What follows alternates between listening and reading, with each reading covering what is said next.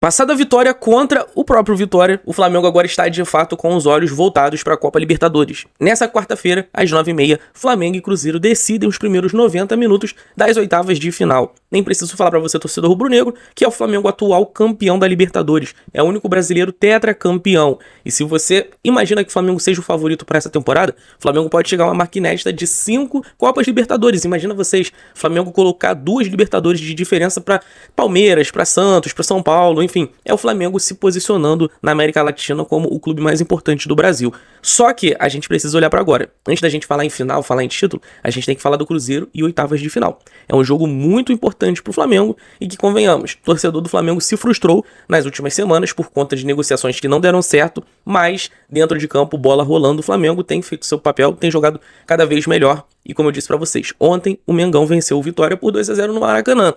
Meus amigos, eu vou pedir para você, torcedor do Flamengo, ficar até o final do vídeo, porque nós temos aqui inscrição de jogador extremamente promissor que o Flamengo tá fazendo, tá? Temos atualizações, talvez seja a última nesse canal, em que eu falo do Thiago Almada.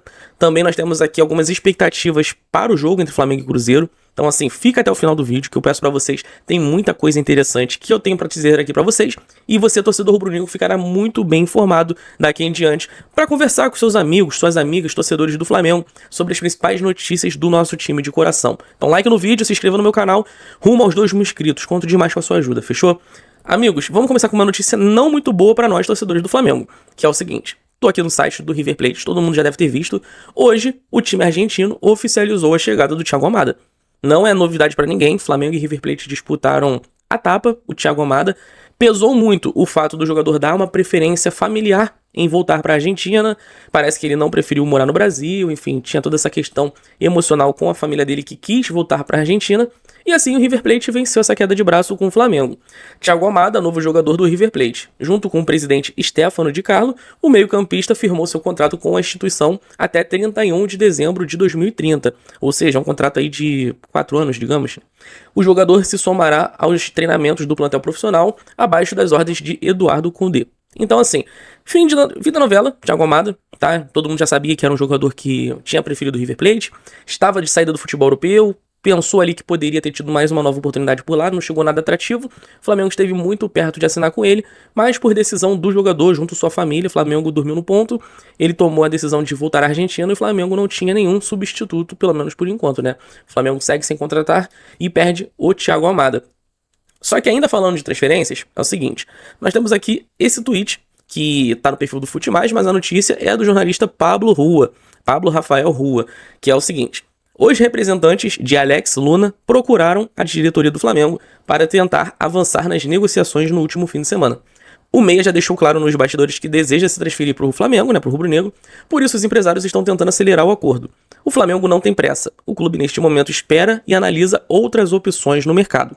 Com os retornos de Paquetá e Arrascaeta, além da permanência do Carrascal, o Flamengo não vê pressa para contratar um meia com as características buscadas por Leonardo Jardim.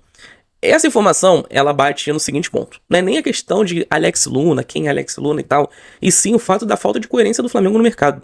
Se o Flamengo estava quase injetando 30 milhões de euros pelo Almada, que é um meia com as características do Arrascaeta, do Paquetá, por que agora o time não tem pressa? Ah, porque voltou o Carrascal, porque voltou o Arrascaeta. Isso não estava no planejamento antes? Se o Flamengo contratasse o Almada, como é que seria? Porque o argumento é: o Flamengo não tem tanta pressa para fechar com o meia porque viu o retorno do Paquetá, Arrascaeta, Carrascal positivo. Justo. E por que estavam quase colocando 30 milhões de euros lá no Atlético de Madrid para trazer o Almada? Porque não tinha esses jogadores? Porque se eles voltassem, talvez o Almada ficaria meio que à mercê nesse elenco, largado, sem função? Porque assim, se você vê o elenco do Flamengo, e eu não tô entrando no mérito se o Almada é melhor ou pior, não. Eu acho até que ele é melhor do que muitos jogadores do atual elenco. Mas você olha o elenco do Flamengo hoje, tem Eric Pulgar e o Jorginho, que é a base ali de trás dos volantes, que dão todo o suporte para os jogadores da frente fazerem a diferença, correto? Aí em seguida nós temos o Lucas Paquetá e o Arrascaeta. Justo, né? E depois Samuel Lino, e aí muitas das vezes é o Gonzalo Plata, enfim, vai da criatividade do Leonardo Jardim, ou Samuel Lino e Pedro, ou Bruno Henrique, ora é o Cebolinha, Luiz Araújo. Então assim, onde que entraria o Almada aí? Vai brigar com o Samuel Lino? Vai brigar com o Arrascaeta, com o Paquetá? Então assim, não tinha pressa antes com a Almada, né? Tanto que estavam colocando 30 milhões. Agora não tem pressa. Mas, beleza. O foco aqui, né? Nem o Alex Luna, que eu particularmente conheço muito pouco do jogador, tá? Agora é o seguinte, meus amigos. Vou compartilhar de novo a tela aqui com vocês, porque Nós temos aqui na Rádio Itatiaia uma expectativa de grande público, né? Obviamente, era de se imaginar. Flamengo e Cruzeiro, dois times de grande torcida, torcidas amigas até, apesar de ser um jogo mata-mata, difícil, duro, é um jogo que as torcidas do Flamengo e do Cruzeiro se dão muito bem. Então é um jogo de paz, é um jogo que raramente você vai ver alguma confusão, alguma briga, tá? Então você que é familiar, você gosta de levar a família nos jogos, gosta de levar os filhos, mulheres, enfim, é um jogo mais acessível pra isso, tá? Não coloca a mão no fogo por nada, mas comparado a outros cenários, como Flamengo e Corinthians, Flamengo e Palmeiras, Flamengo e Santos, Flamengo e Vasco, o jogo com Flamengo e Cruzeiro é muito mais tranquilo. Aí aqui nós temos um breve texto da Itatiaia, né, dizendo que o Mineirão divulgou detalhes para a partida, o jogo é 9h30 e tudo mais. A administração do estádio espera 60 mil torcedores no local. É um público para lá de interessante, né? Os ingressos a partir de R$40, etc. A torcida visitante comprou os ingressos R$100 inteiro, ou seja, a torcida do Flamengo já esgotou. Será a segunda partida consecutiva com a torcida do Cruzeiro lotando o Gigante da Pampulha. Contra o Mirassol foram 57.850. O maior público da temporada foi contra o Boca Juniors, com 59.126. Ou seja, esse jogo com o Flamengo tem tudo para ser o maior público do ano lá no Mineirão, lá na torcida do Cruzeiro. Então, assim, coincidentemente, né, é contra o Flamengo.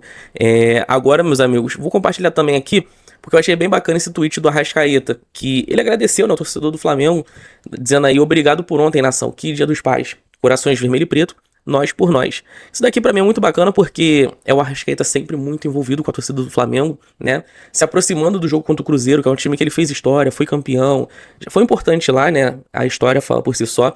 Mas o Arrascaeta é mais flamenguista do que nunca, tá na casa já há longos anos, é um dos jogadores ao lado do Bruno Henrique mais longevos no Flamengo, jogador extremamente identificado, multicampeão, ganhou várias Libertadores, várias Copas do Brasil, vários campeonatos brasileiros, carioca, enfim. A Arrascaeta tá na história do Flamengo e é sempre muito bacana de ver, né, essa troca com o torcedor. O Flamengo venceu o Vitória ontem com casa cheia. Quando a gente fala muito de reforços, né, Luiz Henrique, Almada, às vezes a gente até esquece de nomes, não esquecer no sentido de ingratidão, mas a gente às vezes, né, normaliza algumas coisas. E, cara, a gente tem o Arrascaeta no elenco.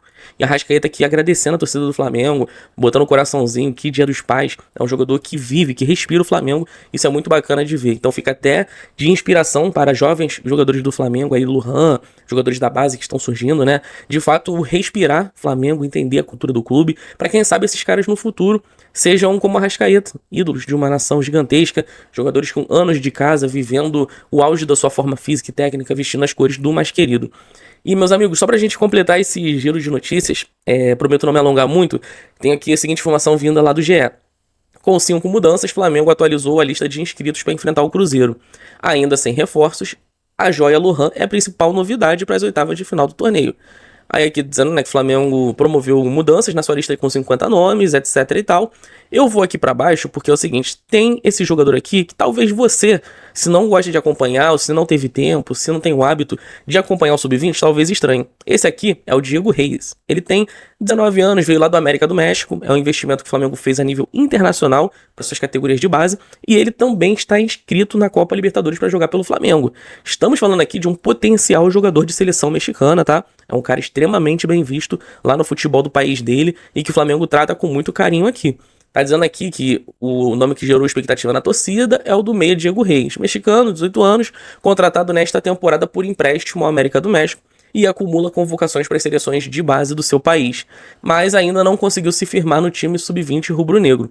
Aí tá dizendo aqui que as demais 3 mudanças são jovens das categorias de base, ou seja, estão entrando o meia João Vitor, os atacantes Isaac Gomes e Luiz Guilherme, todos com 17 anos, todos vindo do sub-17. Enquanto outros nomes, né, que são um pouco mais famosos e conhecidos do torcedor rubro-negro, obviamente deixaram o time. Aqui a gente pode ver o Rian Roberto, né, ou Ryan Roberto, como você preferir, que foi pro Shakhtar Donetsk, que obviamente foi tirado da lista de inscritos da Libertadores.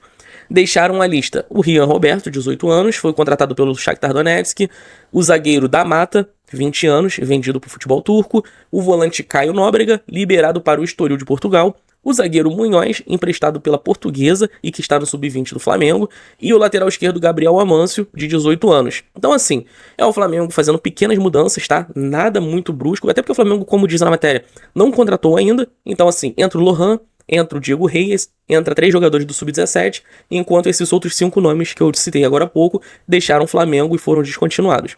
Mas, meus amigos, de momento é isso, tá? Digamos que o Flamengo está no modo preparação total para a Copa Libertadores. Flamengo e Cruzeiro devem fazer o jogo mais aguardado dessas oitavas de final, até por ser um confronto brasileiro, um confronto de times extremamente famosos pela sua competência em Copas, né? O Cruzeiro é o maior campeão de Copa do Brasil, o Flamengo, como eu disse pra vocês, é o maior campeão brasileiro da Copa Libertadores. Então, assim, é um jogo repleto de grandes expectativas.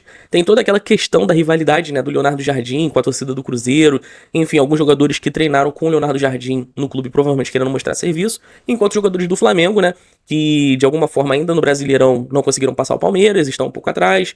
Copa do Brasil, o Flamengo caiu cedo demais e as expectativas estão voltadas para a Copa Libertadores. O Flamengo tem a melhor campanha geral, é o atual campeão, pode ser pentacampeão da Libertadores, então assim, Flamengo mais pronto do que nunca para marcar território, não é mesmo?